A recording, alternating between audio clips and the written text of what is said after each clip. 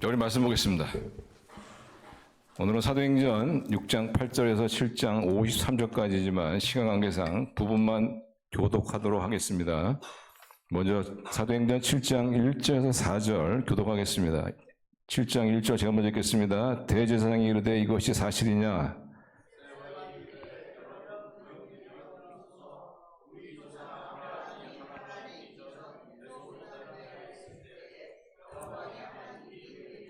이르시되 내 고향과 친척을 떠나 내가 내게 보일 땅으로 가라 하시니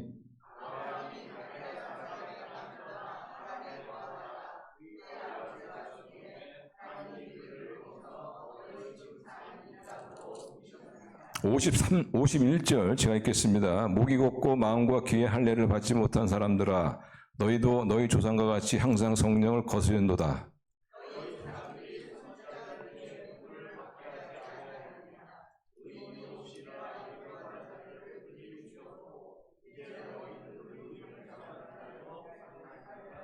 (53절) 같이 읽겠습니다. 너희는 천사가 전한 율법을 받고도 지키지 아니하였도다 하니라. 오늘 말씀은 스데반의 설교죠. 설교인데 아주 긴 설교입니다. 근데 보통 이게 설교가 끝나고 나면은 아멘 할렐루야 감사합니다 이런 반응이 나와야 되는데 하나님께서는 이 스데반의 설교의 결론을 유대인을 향한 꾸짖음, 유대인을 향한 일종의 저주라고 할 수 있는 그런 말씀으로 맺습니다. 51절 보시면 이렇게 결론이 나죠. 설교의 결론이 목이 곧고 마음과 귀에 할례를 받지 못한 사람들아 너희도 너희 조상과 같이 항상 성령을 거센도다. 우리 하나님께 예배드리고 하나님 말씀을 받으면 하나님 알겠습니다. 감사와 헌신으로 드려야 되는데 이번 스데반의 설교는 그렇지 아니하고 유대인들을 향해서 목이 곧다는 것은 일자목 이런 거북목이 말하는 것이 아니고 교만하다는 뜻입니다. 이 교만하고 패역한 자들아 성령을 거센 자들아 하는 하나님의 저주로 끝나는 것을 볼 수가 있습니다. 그래서 우리도 오늘 이 본 말씀을 통해서 우리가 부정적인 접근 방법으로는 왜 유대인들이 하나님으로부터 이 목이 곧고 교만하고 성령을 거스른 자라는 이런 선언을 듣게 되었는가. 그러나 우리에게는 이 말씀을 가지고 좀 긍정적인 접근으로 그럼 우리는 어떻게 하면은 하나님으로부터 이런 선언을 받지 않을 수 있는가? 교만하고 성령을 거스른 자다. 이런 저주를 받지 않을 수 있을까에 대해서 말씀을 나누도록 하겠습니다. 이 성령을 거스른다는 것은 다시 말하면 성령을 대적한다는 겁니다.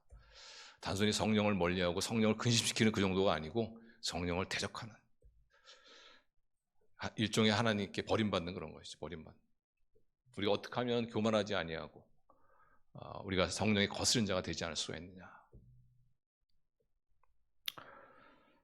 첫째로 그러려면은 하나님 말씀을 잘 받는 사람이 돼요. 따라하겠습니다. 하나님 말씀을 잘 받는 사람이 되어야 한다. 왜 유대인들이 하나님으로부터 이런 저주를 받았습니까? 목이 곧고 교만하고 성령을 거스리라는 이런 듣지 말아야 될 이런 하나님의 선언을 듣게 되었느냐? 그것은 하나님 말씀을 잘 받지 않았기 때문에 그렇습니다. 그래서 51절 다시 보시면 너희는 교만하고 성령을 거스른 자다라는 이 하나님의 선언을 다음에 그 이유가 나오면 하나님께서 왜 이런 선언을 하셨는지 52절 보시면 52절 우리 같이 읽어요. 시작. 너희 조상들이 선지자들 중에 누구를 박해하지 아니하였느냐? 의인이 오시다 예고한 자들은 그들이 죽였고 이제 너희는 그 의인을 잡아준 자요 살인자가 돼. 이 의인이 누구냐면 예수님을 말합니다. 너희들이 지금 똑같이 그렇게 있지 않느냐? 너희들 조상들을 봐라. 너희들 조상들이 구약에 하나님이 보낸 메신저들, 예언자들, 선지자들 이런 자들을 핍박하고 이들을 죽이지 않았느냐? 그래서 이 성경에 나와 있지 않지만 성경 외에 그 문헌에 따르면은 이사야는 어떤 죽임을 당했냐면 유대인들이 톱으로 썰어 죽였어요. 왜? 듣기 싫으니까. 하나님의 심판이 임했다. 회개하고 돌아오라. 이런 예언자, 선지자의 말을 갖다 너무 듣기 싫은 거예요. 그래서 나중에 톱으로 그때부터 벌써 여러분이 톱으로 사람을 써는 거예요. 그것도 살아있는 사람을 갖다. 예레미야 예언자는 어떻게 죽었냐면요. 예레미야 예언자는 돌에 맞아 죽었는데 돌에 맞아 죽기 전에 예레미야가 와서 너희들 나라는 망했다. 그러니까 항복하라. 하나님의 심판을 받아라. 그러나 하나님께서 공의를 베푸시면 너희를 다시 예루살렘 땅으로 돌아가게 할 것이다. 이런 메시지를 전했는데 그걸 받지 않았어요. 너무 미웠어요. 그래서 어떻게 했냐면 웅덩이에다 집어 던져버렸어요. 예레미야를. 그것도 성이 안 차니까 다시 꺼내가지고 돌로 때려 죽였어요. 하나님께서 하나님의 메신저, 하나님의 말씀을 그들에게 전했지만은 그들은 그 말씀을 전한 사람을 돌로 때려 죽이고 톱으로 켜 죽이고 하나님 말씀을 받지 않았단 말이에요. 지금 유대인들이 너희 조상들이 했던 똑같은 짓을 하고 있다는 거예요. 그러니 너희는 교만하고 성령을 거스른 자가 아니냐. 그래서 그런 조상들의 누가 똑같이 어떻게 해요? 그 침례요한, 예수님의 길을 예비했던 침례요한도 그렇게 침례요한은 또 목을 베어서 죽었어. 목베입니다. 거기다 예수님마저도 어떻게 합니까? 이제 나의 아들을 보내니 저들이 나의 아들을 받을 것이다. 나의 아들을 통해서 주시는 나의 메시지를 받을 것이다 했지만 유대인들은 그렇지 않아요. 어떻게 했습니까? 예수님을 십자가에 못 박아버렸단 말이에요. 그래서 이들이 그렇게 된 거예요. 이 성령을 거스리고 이 교만하고 패역한 자들아.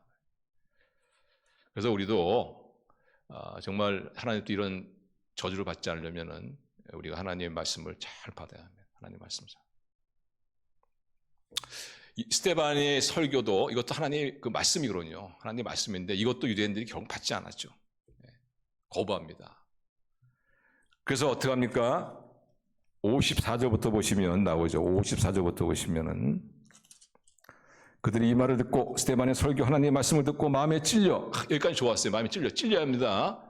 그럴 때 어떻게 이들이 회개하고 돌아왔으면 얼마나 좋았습니까? 그러면 이들은 하나님부터 겸손하게 성령에 붙들려 쓰임받는 그런 아름다운 사람들이 됐을 텐데 이들은 그러지 않냐고 그를 향하여 이를 갈관을 성령이 충만하여 하늘을 주목하여 하나님의 영광과 및 예수께서 하나님 우편에 서 계신 것을 보고 말하되 보라 하늘이 열리고 인자가 하나님 우편에 서신 것을 보노라 하는데 그들이 큰 소리를 지르며 귀를 막고 일제히 그에게 달려들어 성 밖으로 내치고 돌로 칠세. 결국 하나님의 말씀을 거부했죠. 거기다가 하나님 메신저마저 돌로 친. 그래서 이들은 결국 하나님으로부터 교만하고 성령을 거스른 자다 하는 그런 선언을 받은 것입니다. 그래서 우리도 이런 유대인과 같이 되지 않으려면 하나님 말씀을 잘 받아야 돼요. 근데 사실 우리가 남의 말을 잘 받는다 하는 것은 꼭 신앙생활이 아니라 우리 일상생활에서도 굉장히 중요하죠. 그래서 성공하는 사람들의 그 성공적인 요소들 이런 것들을 연구한 사람들의 그 주장하는 것 중에 하나가 뭐냐면 성공한 사람들은 동일한 특징이 있는데 뭐냐면 남의 말을 잘 받는다는 겁니다. 잘 받는다는 거. 근데 사실 맞는 말이죠. 학교에서 공부를 잘하는 사람이 어떤 사람입니까? 선생님의 말을 잘 받는다. 선생님의 수업을 잘 받는다. 저처럼 수업 시간에 농땡이 치고 그러면 어떻게 해요? 그러면 이제 좀 성적이 떨어지고 그렇게 된단 말이에요. 요리 잘하는 사람도 마찬가지예요. 요리 잘하는 사람 보면은 이게 평소에 이렇게 새로운 요리를 갖다 이렇게 접하게 될 때 참 훌륭하시군요 이러면서 어떻게 이런 것을 하게 되었는지 그런 말을 또 귀담아 듣고 또 그것도 모방을 하다 보면은 또 요술력도 늘고 그렇지 않습니까? 유능한 직장인도 마찬가지예요. 유능한 직장의 특징이 뭐냐면은 상사의 말을 잘 담는 거예요. 잘 받는 사람이에요. 보스의 말을 잘 받는 사람이죠. 보스가 무엇을 원하는 것인가? 그것을 캐치하고 그 원하는 것을 이룰 때 어떻게 해요? 그 회사가 잘 되고 그러면 어떻게 진급도 따르고 보상도 따르는 것이. 사실상 우리 크리스찬들은 누구냐면은 우리의 삶의 모든 것을 다 하나님 말씀으로 얘기할 수 있어야 돼. 여러분이 어떤 사람으로도 질문을 받지 않습니까? 그 질문에 대해서 여러분이 답할 때 여러분의 생각이나 여러분의 상식이나 여러분의 경험에서 얘기하면 안 돼요. 그런 사람은 크리스찬이 아닙니다. 세상 사람들이지 뭐 똑같아. 여러분의 어떤 모든 행동에서 질문할 때 거기에 대해서 하나님의 말씀으로 답할 수 있어야 돼요. 그게 크리스찬이에요. 성도 형제님은 왜 그렇게 예배에 목을 거십니까? 왜 예배를 그렇게 중요하게 계십니까? 그때 그 형제가 이렇게 대답할 수 있어야 돼요. 그것은 내가 하나님께 찾은 바 되어지고 싶어서 그렇습니다. 하나님을 만나고 싶어서 그렇습니다. 하나님께서 말씀하시기를 요한복음 4장에 보시면은 4장 그러면 나와야 되는데 그렇지. 자, 우리 같이 읽어요. 시작. 하나님 아버지께 참되게 예배한 자들은 영과 진리로 예배할 때가 오나니 곧 이때라. 아버지께서는 자기에게 이렇게 예배한 자를 찾으시니라. 이렇게 대답할 수 있어요. 제가 왜 예배에 제 예배에 목숨을 얹은 자 아십니까? 제가 하나님께 찾은 바 되어지고 싶어서, 제가 하나님을 만나고 싶어서.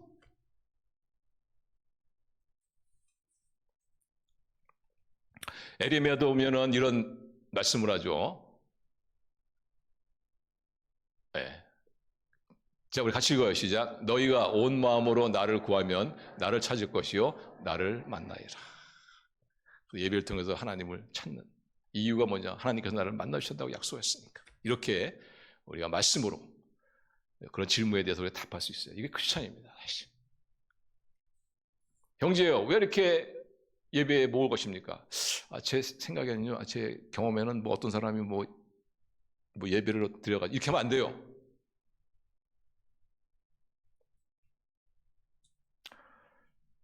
어떤 사람은 기도를 열심히 해요. 형제요, 왜 기도를 열심히 하십니까? 제가 기도를 열심히 하여도 성경적으로 얘기할 수 있어야 돼요. 모든 것을 성경으로 주석을 달 수 있어야 돼. 이게 크리스찬이에요. 왜냐하면 예수님께서 약속하셨기 때문입니다. 구하라! 그러면 이렇게 나와야 되는데 성경이 구절이. 그렇지. 같이 읽겠습니다. 시작. 구하라. 그리하면 너에게 주실 것이요. 찾으라. 그리하면 찾아낼 것이요. 문을 두드리자. 그리하면 너에게 열릴 것이니. 이렇게 성경으로 얘기할 수 있어요. 하나님의 이런 약속이 있기 때문에 제가 기도하는 것입니다.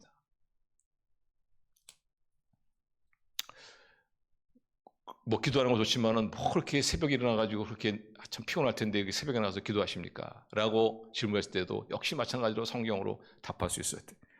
시편 46장 5절 보시면 우리 같이 읽습니다. 시작. 하나님이 그 성중에 거하심에 성이 요동치 아니할 것이라 새벽에 하나님이 도우시로다. 여러분 믿습니까? 아멘한데 새벽에 왜 안 나오세요? 근데 새벽에 나오셔야지 그럼. 예, 거리가 멀기 때문에 못 나오는 거 충분히 이해하니까 새벽에 일어나서 하나님께 기도하는 사람. 이렇게 우리는 모든 우리의 삶과 행동에 대해서 성경으로 말할 수 있어요. 크리스찬입니다. 어떤 분 같은 경우는 막 혈기를 부려야 되는데 이 사람이 혈기를 안 부려. 형제요, 왜 어떻게 그렇게 혈기를 안 부릴 수 있습니까?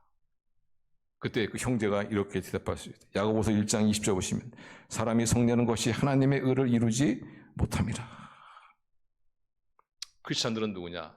자기 삶에 대해서, 자기의 모든 행동에 대해서 하나님 말씀으로 주석을 다한 사람이다.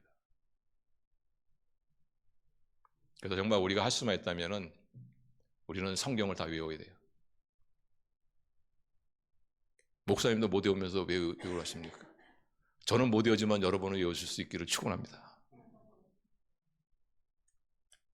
저보다 더 나은 사람이 돼야죠. 중요한 거는 여러분 어떤 사람이 여러분의 삶에 대해서 행동에 대해서 질문하면은 다 성경으로 답할 수 있어요. 뭐 정확히 요절 구절은 되지 못하더라도 내가 그때 하나님 말씀 읽었는데 아마 이런 비슷한 이런 내용이 있어서 저는 그렇습니다. 길거리에서 막 땀을 뻘뻘 흘리면서 막 전도합니다. 사람들 쳐다보지도 않습니다. 전도지 나눠지면 손을 탁 부딪힙니다. 그런 사람에게 어떤 사람이 질문합니다. 형제요, 왜 그렇게 합니까? 뭐 하려고 그렇게 합니까? 좀 미련해 보입니다. 그때 이렇게 대답할 수 있어야 돼요. 고린도전서 1장 21절 같이 읽습니다. 시작. 하나님의 지혜에 있어서는 이 세상이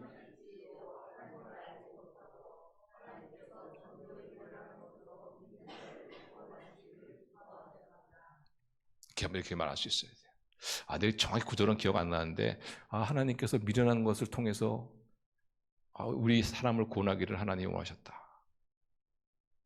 여기서 미련하다는 것은 무식하다는 게 아닙니다. 일관성이 있다는 얘기예요.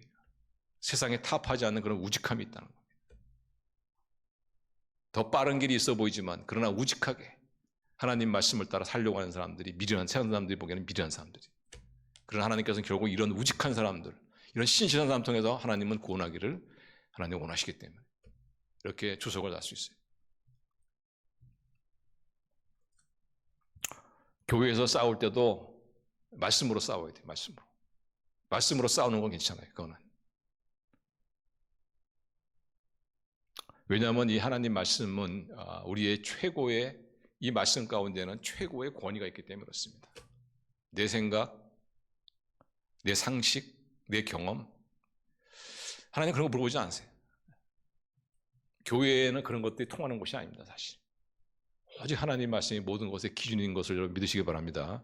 하나님 말씀이 우리의 삶에, 우리 교회에, 우리 가정에 최고의 권위요, 최고의 기준이다. 그래서 꼬마가 하나님 말씀을 가지고 이야기하면 아무리 나이가 많은 사람도 그 꼬마가 하는 이야기에 순종하신대. 왜? 그 말씀에는 최고의 권위가 부여됐기 때문이었습니다. 왜 유대인들이 하나님으로부터 교만하고 성령을 거스르는 그런 잘하는 그런 들어야지 말아야 될 그런 저주를 받았느냐? 하나님 말씀을 거절했기 때문에, 하나님 말씀을 받지 않았기 때문에. 에레미야 51장에 보시면은 거기 에레미야가 스라랴라는 시종장, 그러니까 소위 말하면 이제 그 자기 좀 도우는 애들이죠. 그를 바벨론에 보내어서 두루마리를 지어서 바벨론에 보냅니다.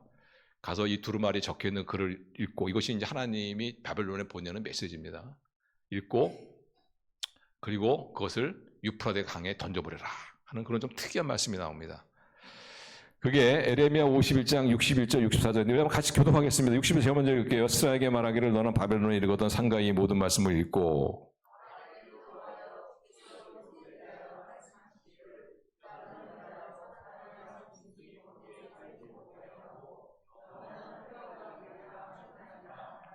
너는 이 책 읽기를 다 한 후에 책에 돌을 메어 유브라데 강 속에 던지며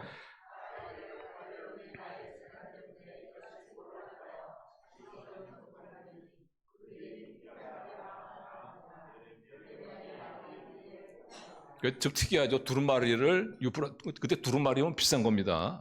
두루마리를 유프라데 강에 던져버려라. 이거 두 가지 의미가 있는 거거든요. 한 가지 첫 번째 의미가 뭐냐면은 두루마리에 적혀있는 하나님의 말씀은 반드시 이루어진다는 겁니다. 여러분, 그 당시에는 지금이야 뭐 잠수정 타고 들어갈 수 있지만 그 당시에 유프라데 강에 뭐가 빠지잖아요. 건지지 못합니다. 끝이에요. 그런 것처럼 하나님의 말씀은 반드시 이루어진다. 어느 누구도 그 두루마리를 꺼집어내서 어떻게 할 수 없을 정도로 하나님 말씀은 반드시 이루어진다는 것이 있고, 또 하나의 의미는 뭐냐면은 그들이 이 하나님의 메시지를 전했는데 계속 거절하니까, 받지 않으니까 결국 하나님의 마지막 선언이 뭐냐면 그것을 강 속에 깊이 던져버리는 거예요. 아무도 꺼내지 못하게, 다시는 그들이 듣지 못하게, 다시는 그들이 하나님의 심판과 멸망에서 빠져나오지 못하도록.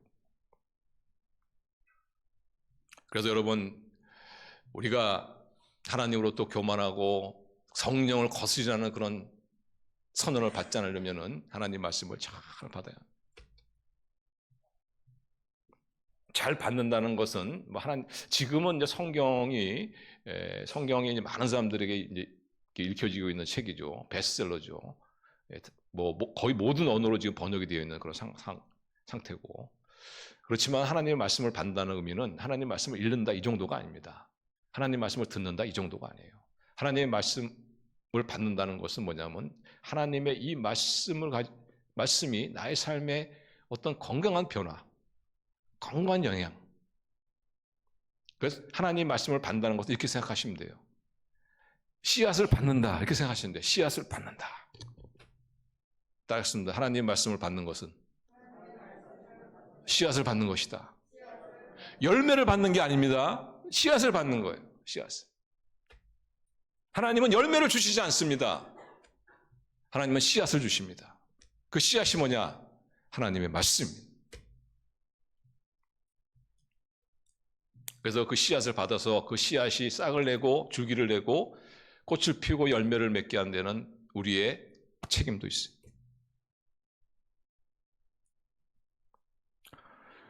씨앗을 파는 가게라는 이야기가 나오는데 거기 보면 한 여인이 꿈을 꿉니다. 그 꿈속에서 한 가게를 들어가게 되는데 그 가게의 주인이 누구냐면 하나님인데 이 여인은 하나님인지 몰라요. 어쨌든 거기 가게 들어가서 여인이 묻습니다. 여기는 제가 모든 것을 원하는 것을 살 수 있습니까? 그때 가게 주인이 말합니다. 당신이 원하는 모든 것을 다 살 수 있습니다. 그때 여인은 너무 기뻐가지고 저는요 사랑을 원해요. 저는 행복을 원합니다. 저는 마음의 평안을 원합니다. 저는 두려움으로부터의 자유함을 원합니다. 그래서 주십시오. 그때 주인이 뭐라고 말했냐면은 우리에게는 그런 열매는 없습니다. 그러나 그런 열매를 맺을 수 있는 씨앗은 있습니다. 씨앗이 뭐냐? 하나님의 말씀. 근데 우리는요, 많은 경우에 자꾸 열매를 원하죠. 하나님, 제 마음에 평화를 주세요. 하나님은 노! 그러나 그 마음의 평화를 맺을 수 있는 말씀을 주겠다. 말씀을 주겠다.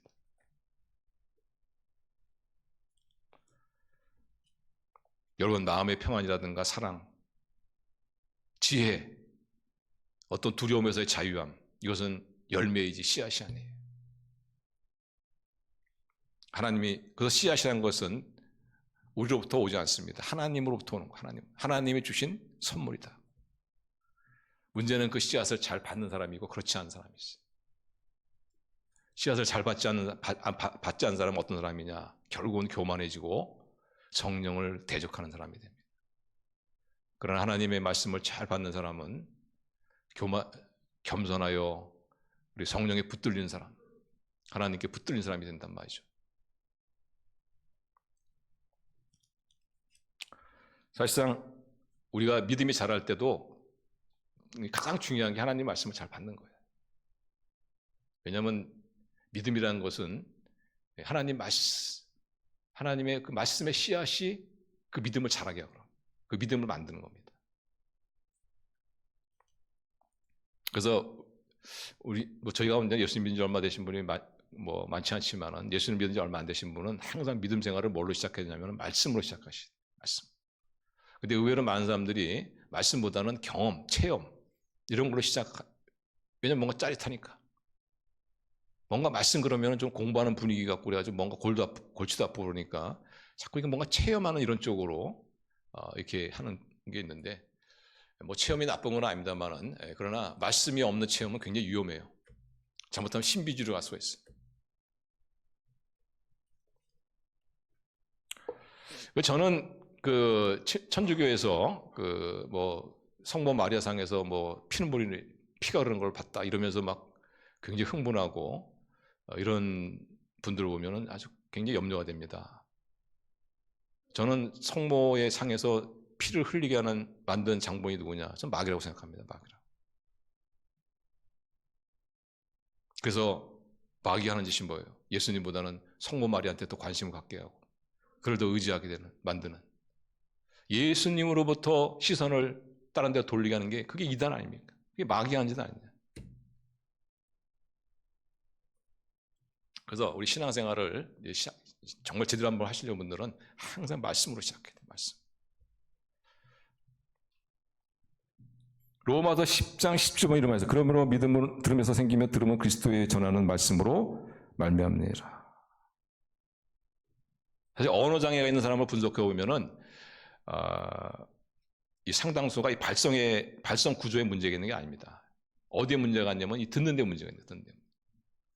사실상 다른 외국어를 우리가 잘 못한다면 그 이유는 어떤 이 발성에 문제가 있는 게 아니에요. 사실 듣는 게 문제예요. 들으면 어떻게 해요? 열려요. 들으면 열립니다.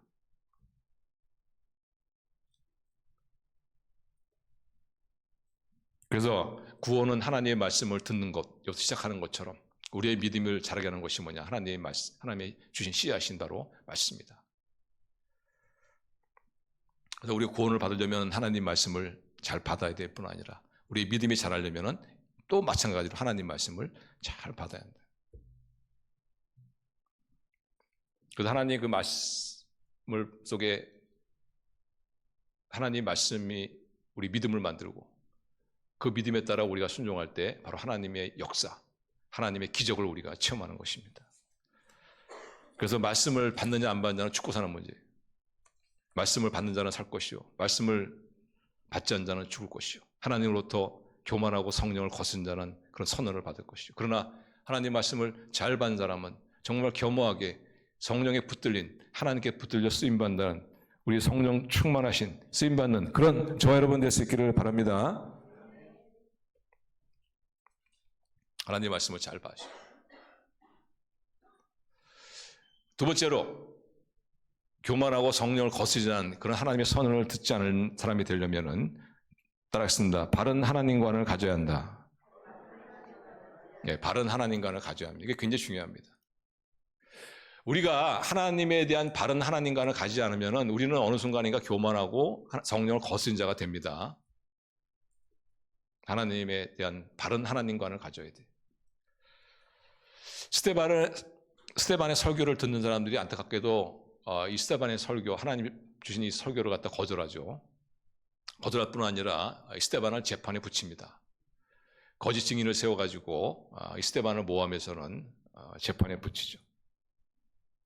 스데반이 그 유대인들하고 논쟁했었는데 그 논쟁에서 계속 밀리다 보니까 유대인들이, 왜냐하면 스데반이 그 당시에 성령과 지혜가 충만했었거든요. 당할 지간이 없구나. 소위 말하면 이 말에 당하지 못하는, 그런 게 결국 어떻게 되냐면은 유대인들이 폭력을 쓰는 거예요. 그게 거짓 증인을 세워가지고 스데반을 죄목을 씌워서 스데반을 재판에 붙이는 거예요. 스데반이 유대인과 토론했던 그 주제가 뭐냐? 예수님입니다. 예수님. 너희들이 십자가에 달려 죽인 그 예수님, 그분이 누구냐? 맞냐? 바로 하나님이 보낸 메시아, 곧 그리스도다. 그래서 유대인들이 이 스데반을 그 재판에 붙였는데 씌운 제목이 뭐냐면 두 가지입니다. 그게 바로 율법과 성전을 비난한다. 스데반이. 왜냐하면 그 당시에 유대인들이 가장 중요하게 여기는 두 가지가 있었는데 성전과 율법입니다. 근데 이것을 스데반이 비난한다.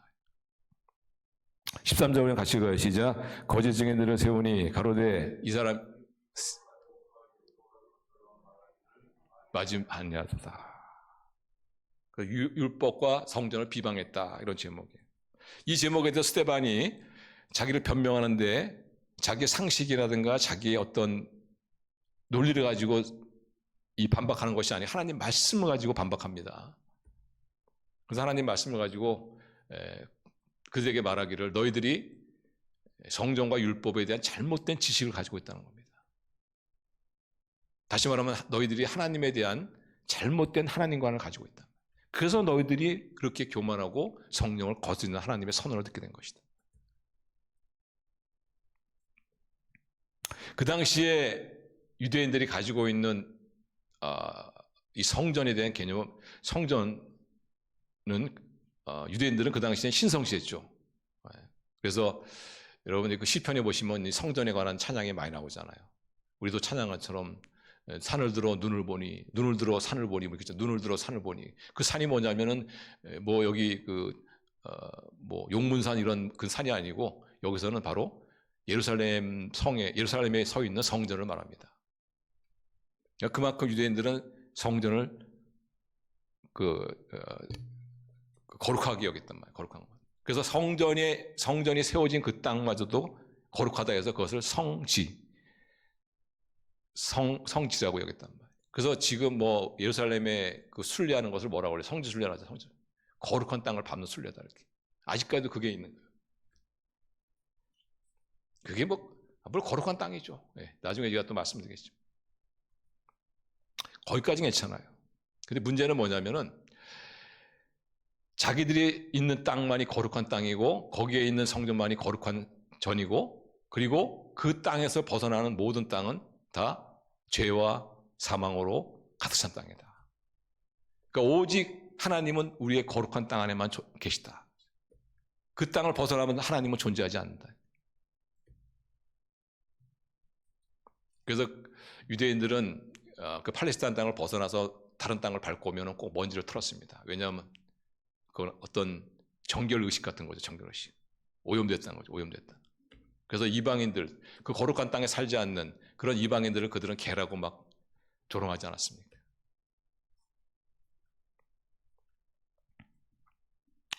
그래서 이런 생각이 점점 굳어지면서 나타난 그 현상이 뭐냐면은 유대인들이 사명을 잃어버립니다. 사명을 잃어버려요. 하나님께서 왜 자기 같은 백성들을 구원해 주시고 하나님의 거룩한 백성으로 삼아줬는지 그 하나님의 구원의 목적을 다 잃어버려요. 목적을 잃어. 이러면서 결국 그들이 나중에 성령을 거스르는, 오히려 하나님을 대적하는 그런 자리까지 들어가게 되는 거예요. 여러분, 하나님께서 이스라엘 백성 같이 초라한 작은 민족을 왜 구원해 주시고 그들을 하나님의 백성으로 삼으셨습니까? 사명이 있기 때문에. 사명이 있기 때문에. 잘나서가 아니고 사명이 있기 때문에. 그 사명이 무엇입니까? 바로 창세기 12장 2절 3절 보시면, 자, 우리 한번 같이 읽어요. 시작. 내가 너로 큰 민족을 이루고 내게 복을 주어 내 이름을 창대하게 하리라. 너는 복이 될지니라. 너를 축복하는 자에게는 내가 복을 내리고 너를 저주한 자에게는 내가 저주하리니 땅의 모든 족속이 너로 말미암아 복을 얻을 것이라 하시니. 너무나 분명하죠. 하나님께서 너를, 아브라함아, 그리고 너의 후손들을, 왜 내가 너를 선택하는지 아느냐? 너를 통해서 이방을 축복하기 위해서, 너를 축복의 통로로 내가 삼기 위해서, 너를 통해 부유하신 하나님을 알리고, 그래서 이방인들도 하나님께로 돌아오게 하기 위해서 그런 사명을 줬는데, 이 유대인들이 말이죠, 하나님에 대한 잘못된 관을 가지고 있어가지고 자기들이 거하는 땅만 거룩한 땅이고, 그렇지 않은 땅은 불결한 땅이고 부정적인 땅이고, 하나님은 오직 거룩한 땅에만 거하신다. 그래서 이방인들을 개처럼 취급하면서 그들에게 나가지도 않고 그들에게 오히려 더 선을 그어버리고 축복의 통로인 자기의 통로로 갖다 스스로 막아버린 거라. 이러니 이들이 얼마나 교만한 자들입니까? 주제 파악도 못하는 자들.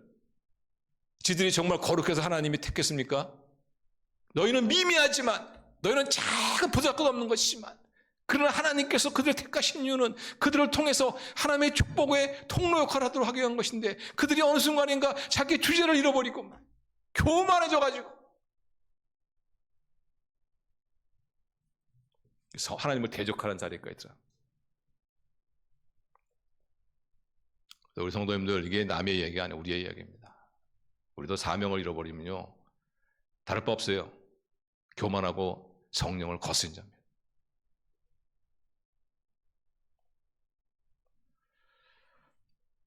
하나님께서 우리 한 사람 한 사람 구원해 주신 것은 목적이 있어요. 어떤 목적이 있는데, 어떤 분 같은 경우에는 거기에 전혀 관심이 없어. 그냥 나 구원 받았네, 너 구원 받았네. 구원에 확신이 있습니다. 예수 믿고 회개하면 다 됩니다.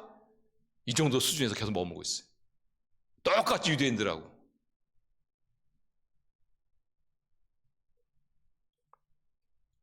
구원받은 이후에 하나님께서 왜 나 같은 이 보잘것없는 초라한 이런 죄인 중에 죄인이요 죄인 중에 괴수인 나를 왜 하나님께서 그 큰 은혜로 나를 구원해 주셨을까? 왜 구원해 주셨을까? 그것을 진지하게 생각하는 분이 계신가 하면 그것을 생각도 안 하는, 꼭 유대인 같은 사람들이. 나중에 하나님 앞에 여러분 똑같은 선언을 들을 거예요.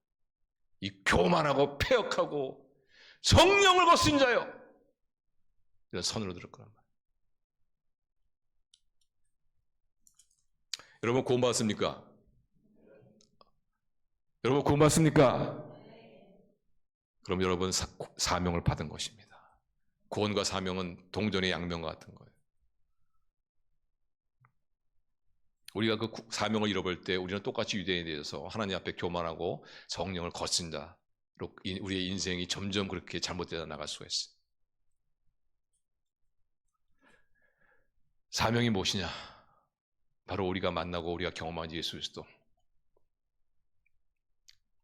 복 중에 복이요 축복 중에 축이요 최고의 축복인 그 예수 그리스도, 그분을 전하는 것이죠.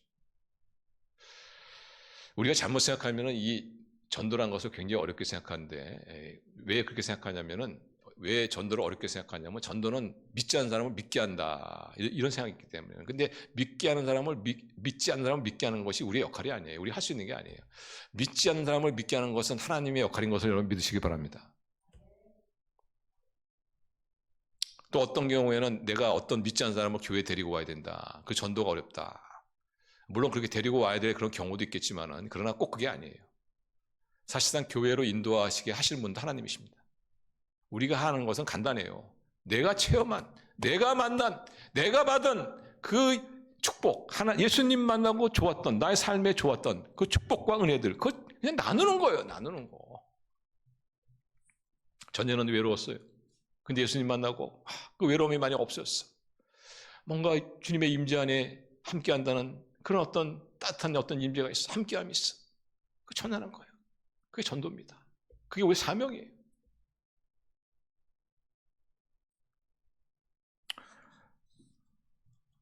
어떤 분은 어려움을 당하면은 막 그냥 염려하고 막 그랬었는데, 예수님 만나고 나서, 예수님 믿고 나서 말이죠, 뭔가 이제 믿는 구석이 생기면서 좀 위기가 왔단 말이죠.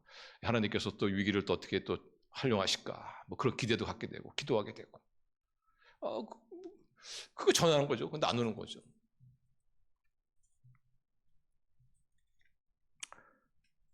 하나님께 받은 은혜와 축복을 나누는. 전에는 예수님 믿지 않을 때는 그냥 주일날 그냥 할 일이 없어가지고 그냥 이리 빙굴 저리 빙굴 그냥 그러다가 또 서로 또 쳐다보면서 싸우고 막 이랬는데, 예수님 믿고 나서 이제 교회를 가야 되니까 그냥 야, 싸우는 거 잠깐 휴전, 일단 교회 가서 예배 드리고 일단 와서 시작하자 이러면서 가서 예배 드리면 또 은혜를 받아가지고 말이죠, 막 죽고 못 사는 사람 되고 말이지. 또 교회 가니까 또 얼마 부지런합니까? 보통은 한 12시, 한 2시 돼가지고 일어났는데, 이제는 아침부터 막 서둘러야 되니까 막 부지런해지고 뭐예요. 형제요, 내가 전에는 게으름병이 중에 게으름병인데, 내가 예수님 믿고, 이제 조금 부지런한 사람이, 이거 전하는 것이 전도하는 거예요.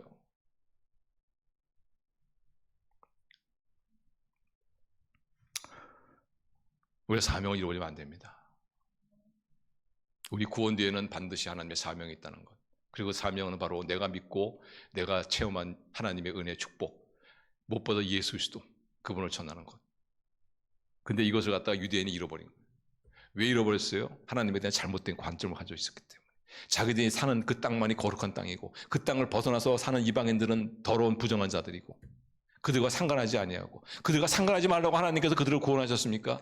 그들을 그들에게 하나님의 이 소식을 전하라고 구원해줬는데, 사명을 잃어버린, 하나님의 잘못된 관점을 가져서 사명을 잃어버려가지고 결국은 하나님께 버림받는 그런 민족이 되지 않았냐.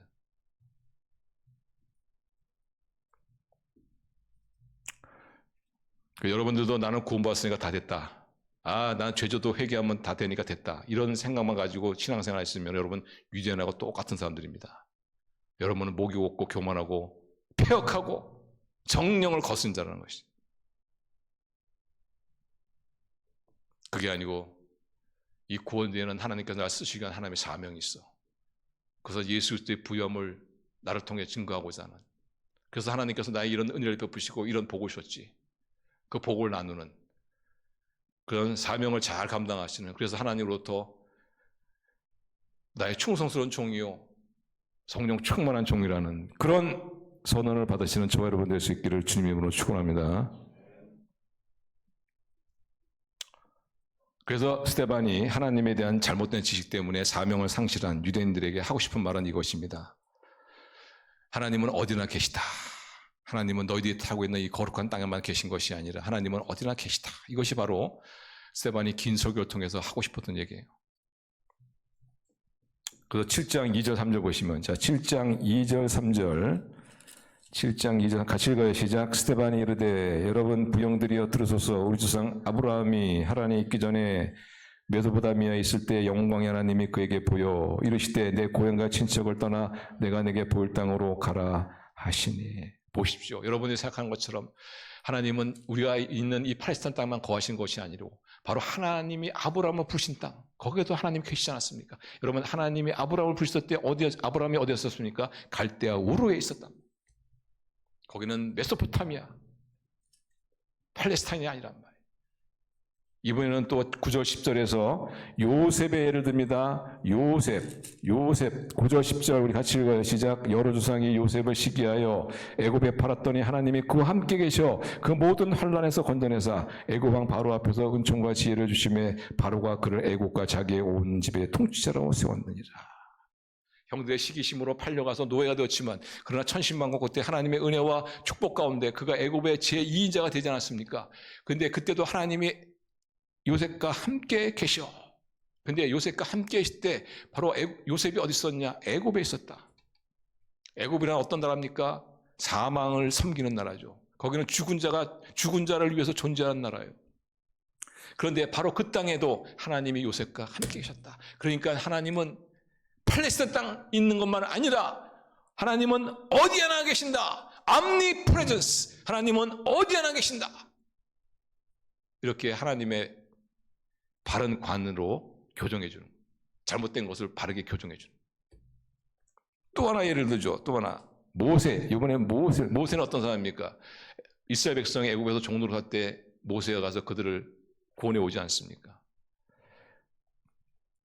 근데 이 모세가 그 애굽 군인을 하나 죽이잖아요. 그다음부터 또 도망자가 되잖아요.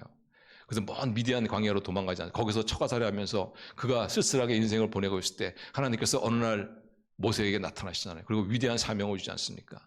가라, 내 백성들을 애굽의 종사에서 구원하라. 자, 거기서 모세를 만났던 곳이 어디예요? 그게 30절 우리 가셨습니다. 시작. 40년이 참에 천사가 시내산 광야 가시나무 떨기 불꽃 가운데서 그에게 보이거늘. 하나님께서 천사를 보내서 모세를 만나셨는데 그게 바로 미디안 광야였단 말이죠. 성지가 아니었단 말이에요. 그러면서 결론적으로 48절 50절 결론을 맺습니다. 자, 48절 50절 우리 같이 읽어요. 시작.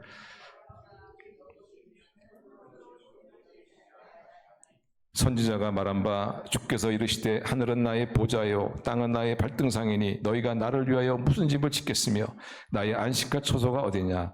이 모든 것이 다 내 손으로 지은 것이 아니냐 함과 같으니라. 야, 정말 이렇게까지 진짜 논리적으로 성경적으로 얘기했는데도 이 유대인들은 미쳤나 봐. 이 사람들 이 죽여! 스테반을 죽여요. 그러니까 참 저주받은 거죠. 하나님 말씀을 그렇게 받지 못한다는 게 저주입니다.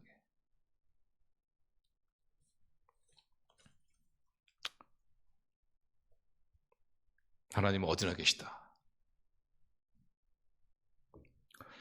여러분 믿습니까? 우리가 하나님은 어디나 계시다라는 그런 확신이 없으면은 우리의 하나님에 관한 잘못된 거예요. 그걸 이상한 하나님을 믿는 거예요.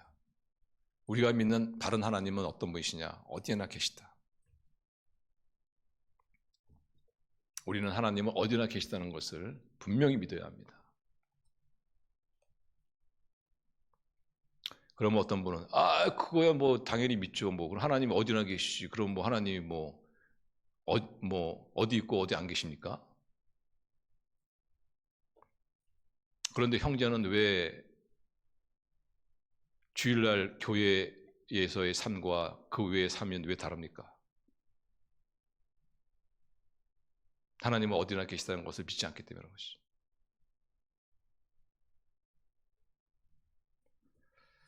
우리가 입으로는 하나님은 어디나 계십니다. 그러나 어쩌면 실질적으로는 우리는 하나님이 어디나 계시다는 것을 믿지 않을 수가 있어요. 우리의 삶이 만약 이율배반적이라면 교회에 있을 때는 좀 뭔가 좀 조심스러워지고 그것도 뭔가 신앙적인 그런 모습을 가지고 있지만 우리 교회를 떠나서 어떤 삶의 현장이나 다른 곳에 있을 때 그때 전혀 다른 그런 세상 사람과 다른 바 없는 그런 삶의 모습이라면 사실상 거기에는 하나님이 안 계신 것이죠. 하나님이 안 계시다고 생각하기 때문에 그런 것이지. 그러나 여러분 하나님은 어디나 계십니다. 우리는 공기를 마실 때마다 생각해야 돼요. 하나님은 여기 계시구나. 내가 하나님이 주신 이 공기를 내가 마시고 살지. 우리가 밟는 땅마다 우리는 생각해야 됩니다. 하나님은 여기도 계시지. 이 땅을 만드신 분이니까. 우리가 하나님을 어떤 특정한 곳에 묶어버리면은 그때 우리는 점점점 교만해지면서 성령을 거스린 자가 되는 거예요. 그러나 하나님은 어디나 계셔. 하나님은 지금 여기도 계셔. 그런 의식이 내 가운데 존재해야 돼. 그런 의식이 점점점 강해질 때 우리는 코람데오라는 하나님 앞에서 내가 하나님 앞에 있지. 그러면서 우리의 삶의 이중성이 점점 없어지는 겁니다. 신앙생활의 모습과 신앙을 떠난 일반 생활의 모습에 점점 차이가 줄어드는 거예요. 하나님과는 바르게 가지고 있으면 그래. 하나님과는 바르게 가지고 있어요.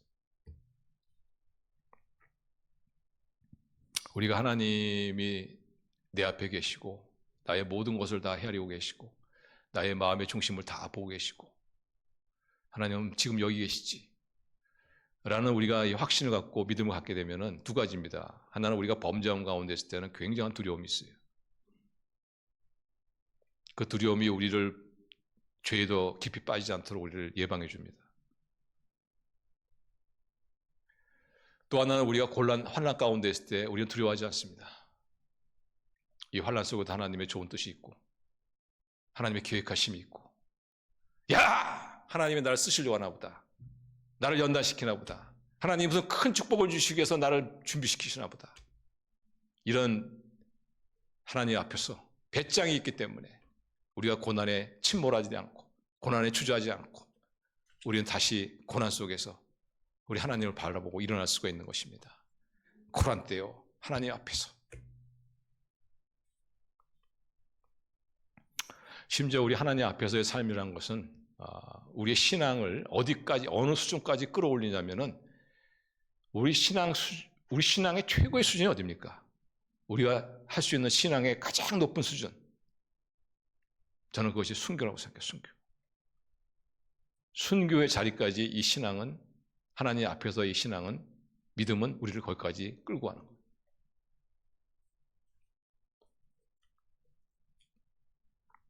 순교 그러니까 염려하지 마세요. 여러분, 저와 여러분 같은 사람은 순교도 안 당해. 뭐 순교를 뭐 아무나 합니까? 염려하지 마세요. 근데 중요한 건 뭐냐면은 거기까지도 끌어간다 이거. 하나님 앞에 이 신앙이, 믿음이, 확신이, 하나님은 어디로나 계시다니 하나님의 바른 관이 나의 믿음을 어디까지 끌고 갔냐? 순교의 자리까지 끌고 간다. 여러분, 세상에서 가장 무서운 사람이 누구냐? 죽음을 두려워하지 않는 사람. 근데 죽음을 두려워하는 사람보다 더 무서운 사람이 누구냐? 순교로 각오한 사람. 그 사람은 근데 그런 자리까지 끌고 가는 것이 뭐냐? 그 신앙이 뭐냐? 바로 하나님은 어디서 계시다. 하나님은 바로 여기 계시다. 코람되어 하나님 앞에서. 이 하나님의 바른 관이죠. 지금 스데반이 그렇지 않습니까? 스데반이 메시지를 전하지만 그러나 그들은 메시지를 거절하잖아요. 그리고 스데반을 갖다가 돌로 쳐 죽이지 않습니까? 58절 보시면 58절 같이 읽습니다. 시작. 성 밖으로 내치고 돌로 칠세 증인들이 옷을 벗어 사울이라는 청년의 발 앞에 두니라. 그러니까 스데반을 성 밖으로 내쳤다는 것은 뭐냐면 성 밖으로 탁 던져버렸다는 뜻이 아닙니다. 그 뜻이 아니고 돌로 쳐 죽였다는 뜻이에요. 근데 그 당시에는 돌로 쳐 죽이기 전에 먼저 그 죄인이라고 생각한다는 사람을 높은 곳에 세웁니다. 손과 발을 묶어요. 그리고 뒤를 돌아보게, 뒤로 돌려 이렇게 낭떠러지를 바라보지 않게 뒤를 돌아보게 하고 그리고 밀어버려요. 그 떨어졌을 때 뒤로 만일 머리를 떨어지면 뇌진탕으로 그냥 죽는 거예요. 뇌에서 죽으면 놔둬요 그냥. 죽은 걸 더 이상 어떻게 하겠어요. 그러나 죽지 않고 꿈틀거리면은 그 사람을 고소한 첫 번째 사람이 큰 돌을 가지고 배를 칩니다. 창자를 터뜨려버리는 거지. 그래도 죽지 않고 그러면은 나머지 사람들이 돌을 던져 죽여요. 스데반이 바로 이 죽음을 당한 거예요. 그러니까 스데반이 한 번에 탁 죽은 게 아니에요. 한 번에. 정말 고통 가운데 죽은 거예요. 고통 가운데. 근데 고통 가운데 죽으면서 스데반이 놀라운 천사 같은 말을 하죠. 59절, 60절, 59절, 60절 같이 읽어요. 시작. 그들이 돌로 스데반을 치니 스데반이 부르짖어 이르되 주 예수여 내 영혼을 받으시옵소서 하고 무릎 꿇고 크게 불러 이르되 주여 이 죄를 그들에게 돌리지 마옵소서 이 말을 하고 자니라. 어떤 사람은 뭐 스데반이 이 순간에 뭐 예수님 흉내냈다는데 여러분 돌에 맞아 죽는데 정말 뭐 흉내내고 뭐 이렇게 내가 뭐 멋있게 하면 이렇게 그게 되겠습니까? 그게? 여기 뭐 정강이 어디에든 부딪혀도 말이죠. 우리는 거의 다 실신한데 말 죽는다고 실신하는데 말 이게 돌로 맞고 막 이러는데 무슨 스데반이 폼나게 죽으려고 했겠습니까? 주여 저들의 죄를 용서해 이렇게 했겠어요. 그건 인간의 힘으로 되는 게 아니에요. 그런데 하나님은 여기에 계시다. 하나님이 모든 것을 보고 계시다. 하나님은 내 마음의 모든 것을 보고 계시다. 하나님께서 나의 모든 것을 하나님이 옳게 여기시면 하나님이 놀라운 보상을 하실 것이요. 그렇지 않으면 이 하나님 앞에서 이 신앙이 어때? 스데반이 이런 천사 같은 말을 하게 된 거예요. 그래서 55절에 이렇게 말합니다. 55절 같이 읽어요. 시작. 스데반이 성령 충만하여 하늘을 우러러 불목하여 하나님의 영광과 및 예수께서 하나님의 우편에 서신 것을 보고, 하나님을 봤다는 거예요. 아, 하나님께서 이 모든, 하나님 여기 계시구나. 하나님 이 모든 것을 보고 계시구나.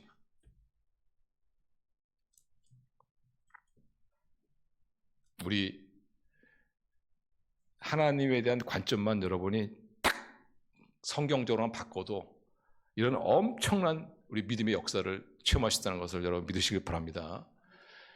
우리 하나님 말씀을 가지고 여러분이 하나님의 관을 비춰보세요. 정말 나는 하나님 어디에 계시고, 하나님은 내 지금 현재 여기 계시고 나의 모든 것을 보고 계시고, 이런 정말 내가 믿음이 있는가, 이런 하나님에 대한 바른 관을 내가 가지고 있는가. 그렇지 않다면 저와 여러분은 유대인입니다. 저와 여러분은 점점점 교만해질 것이고 점점점 성령을 거스르는 그런 하나님의 저주 가운데 떨어질 것이고, 그러나 우리가 다시 한번 하나님의 바른 관을 가지고, 하나님은 정말 어디나 계시고 모든 상황을 다 주관하고 계시고 통제하고 계시고, 그런 우리가 하나님에 대한 바른 믿음을 가지게 되면 우리는 죽음을 이기는, 죽음을 넘어서는 그런 믿음의 사람이 될 수 있다는 것을 여러분 믿으시길 바랍니다. 그래서 우리도 이 하나님의 바른 잘못된 관을 가져가지고 그만 하나님께 버림받고 성령을 거스르는 그런 유대인이 아니라, 아, 우리 하나님이 어떤 분이신가, 하나님의 바른 관, 그러려면 여러분이 성경을 열심히 읽으시고 아주 순전한 마음으로 읽으셔야 돼요.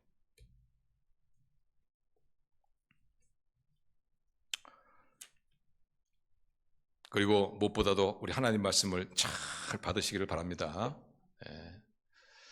여러분이 잘못된 거짓 교사에 가서는 여러분이 분별력 가지고 하나님의 말씀을 분별해야 되지만은, 그렇지 않다면은 하나님 말씀을 잘 받아야 됩니다. 순전한 사모하는 어린애 같은 마음으로 받으셔야 돼요. 그래서 하나님 말씀을 잘 받으시고 우리 하나님의 바른 관으로 우리 하나님을 잘 섬기셔서 우리 모두 참 하나님 앞에 충성스러운 종, 우리 성령께 붙들려 쓰임받는 그런 우리 아름다운 하나님의 사람들이 되시는 저와 여러분 되시기를 주님의 이름으로 축원합니다. 기도하시겠습니다.